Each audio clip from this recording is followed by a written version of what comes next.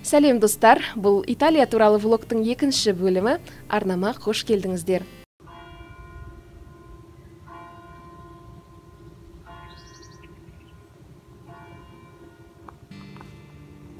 Италиядан менде естелік көп. Ерек есте қалатындардың бірі бәлкім Скандинавиялық таңды қарсы алғаным шығар.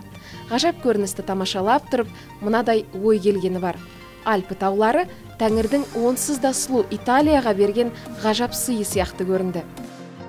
Ежелден бұл тау тізбесі мемлекетті түрлі жаулардан қорғаған. Оның үстіне Альпі Италиядағы жайлы климаттың себепкері. Тағы бір қызықты факт, Италия мен Швейцарияны да бөліп тұрған осы Альпі таулары екен.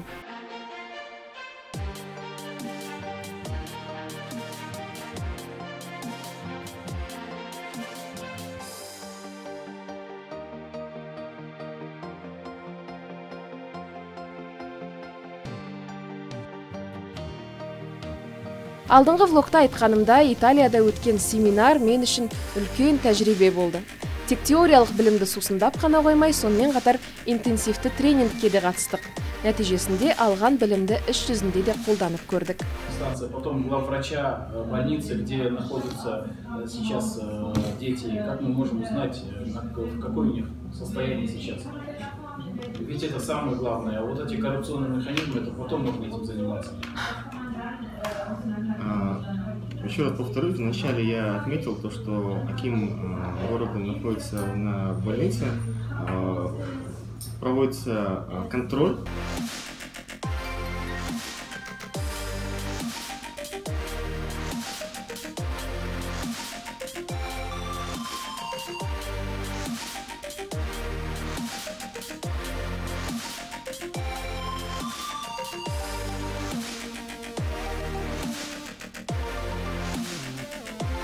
Пресс-конференции, предположим, там журналист, он обладает какими-то фактами или информацией, которые у вас пока нет.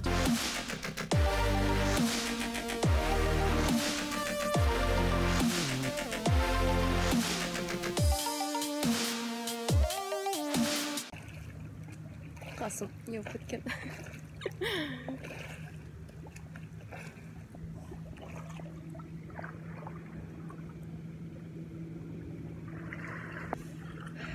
Рахат, өте. Все спите. Она снимает же. Да пусть снимает. Я же просто... Все спите. Она не будет смотреть. Она потом для себя посмотрит. Да, спите все. Так, все спят, я вижу, все спят. Просыпается одна мафия. У нас в игре одна мафия. Я за Игорем в начале игры сразу свой аргумент. Я все еще поддерживаю своего аргумента. Окей, плюс ко всему, все понимаю. Мафия, Election, your opinion. Короче, хотите, чтобы увидеть, чтобы я спрыгнула, выигрывайте. Если хотите выигрывать, не убивайте мирных жителей, в конце концов. Вообще не Don't kill убедительно. people. Вообще не убедительно. Үй қаласындағы бетсіз қыздары. Бұл ойын емес, бұл конкретно. Брат, что инновация, брат. Бір нәрсені айтады да. It's not game, it's a real life. Бүгін менің баяндама оқитын кезегім. Семинардың соңғы 3-ші күні аяқтайтын спикерлердің дейміз ба, қатысушылардың бірі менмін.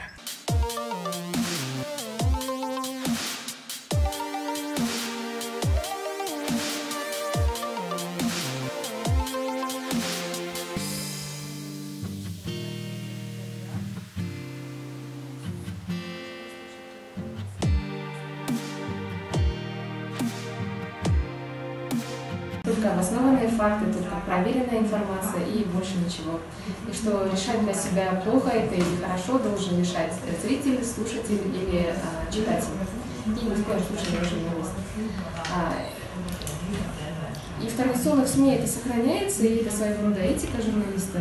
Но дело в том, что каждая традиционная СМИ может иметь свою редакционную политику. Pressemitteilungen, die sind doch so langweilig, dass einem die Füße einschlafen. Sie haben es mit einer Geschichte gemacht, die auch in jeder Sprache verständlich ist über einen... Eine kleine Laden kann das groß sein, aber... Buongiorno. Семинардың аяқталуына орай ұйымдастырушы жақ бізді кемемен саяхаттауға шақырды. Тобымызбен Комо көлінің жағасында орналасқан көп қалашықтардың бірі әсем Беладжиоға аттандық.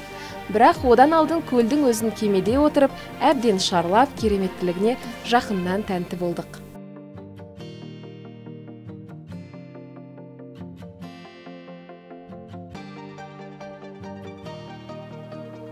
Айтқандай, Комо көлін ертеде Ларио деп атаған екен.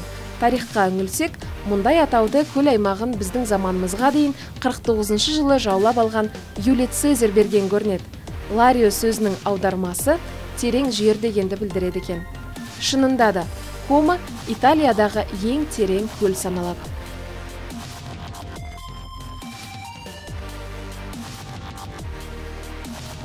Атақтылығы тұрғысынан да Италия көлдері арасында Комо көш бастап тұр.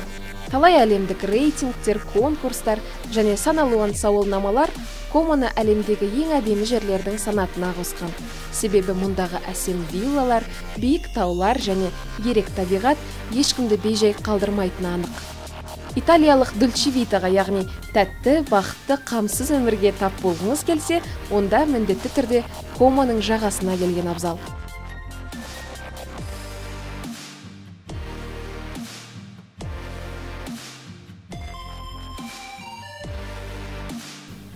Айтпақшы, мұнда неше түрлі әйгілі кинолар мен жарнамалық роликтер түсірілген. Ғажап Комоны, Звездные войны, Казино Рояль және 12 друзей Оушена сияқты әйгілі фильмдерден көруге болады.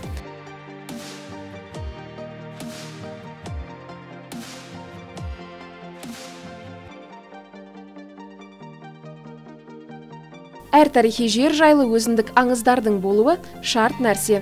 Жергілікті тұрғындардың айтуынша, көл түбінде Лариозавр мекендейді. Динозаврдың мұндай туысын алғаш рет сонау 1949 жылы бір балықшы көрген екен. Біз енді Лариозаврды көргеніміз жоқ, бірақ көзімізді де, өзімізді де біраз шокқа бөлеген мынадай картинаға тап болдық.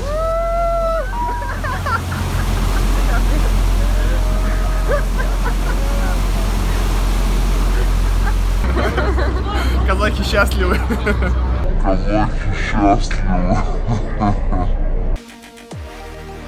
Комоны 30-дан астам қалашық қоршап жатыр.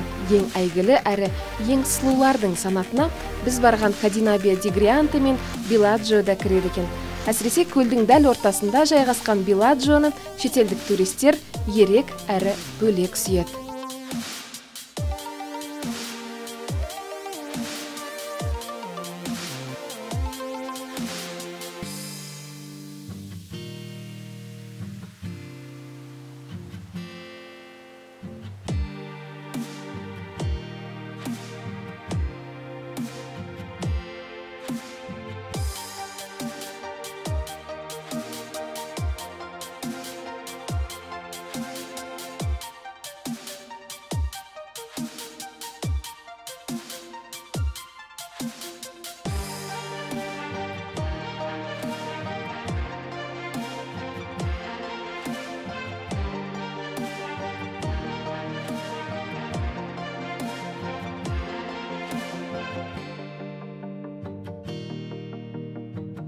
Mindestens für alle nett einzuleiten. Просто думала, что возможно сделать сегодня вечером, чтобы было весело нам. Noch ein Vortrag. Also machen wir was Lokales. Diesen Rosé, der ist aus der Region hier. Вот это шампанское, это розе, это из здешнего региона. Das ist irgendwie so etwas wie zwischen Prosecco und Cremant, wenn man so will. Это что-нибудь шампанское между Францией и Италией. Я заказал вот там тортик. So haben wir jetzt auch noch eine schöne Runde zusammen, um noch ein bisschen Geburtstag zu feiern heute Abend. Желаю всем вам всего наилучшего. Благодарю за то, что вы приехали. Благодарю наших докладчиков и переводчиков. Und dann wünsche ich allen morgen eine gute Heimfahrt. Надеюсь, что мы вместе будем иметь веселый вечер. И желаю вам доброго пути завтра. Behalten Sie nicht nur diesen Abend heute in guter Erinnerung, sondern auch das Seminar. Припомните не только этот вечер сегодня, но и семинар, пожалуйста. Und dann sehen wir uns hoffentlich mal zeitnah wieder. Тогда надеюсь, что мы увидимся скоро уже. Alles Gute. Всего хорошего. Auf dich, Thomas.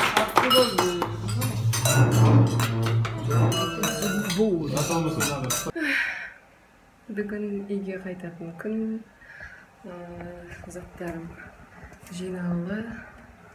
Қазір таңғы асқа түсеміз. Біздің Скандинавиядағы соңғы таңғы асымыз. Осы жылға деп қояйын деп. Және де ары қарай қазір Миланға барамыз, одан әрі.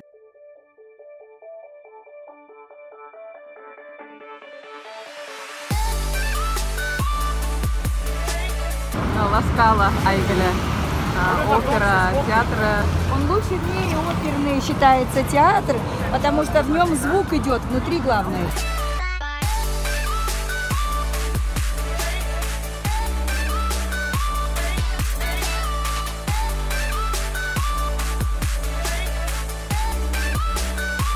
Так мимо нее, вот так через нее, когда пройдем, конечно, и так далее. Там окажемся как раз на площади перед главным собором.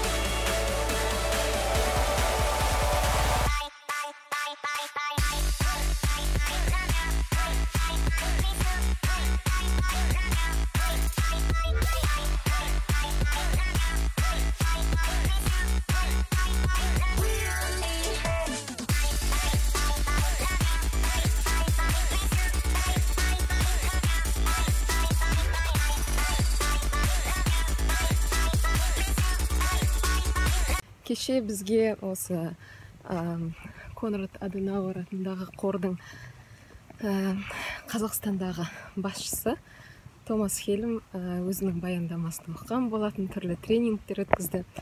Және де ырсылдап кеттім ғой. Мына жақтан көтерілем деп. Және де сол баяндамасы барысында ол оқып жатқан кезде мен өзім үшін керекті жерлерді түртіп алдым. Яғни баяндама деген міне осындай болу керек деп өзімнің баяндамамды кішкене түнде өзгерттім. Қосатын жерін қосып, алып тастайтын жерін алып тастап. Спортпен айналысу керек. Білмеймін, бір ерекше қуанышты болып тұрмын осында келгеніме. Барлық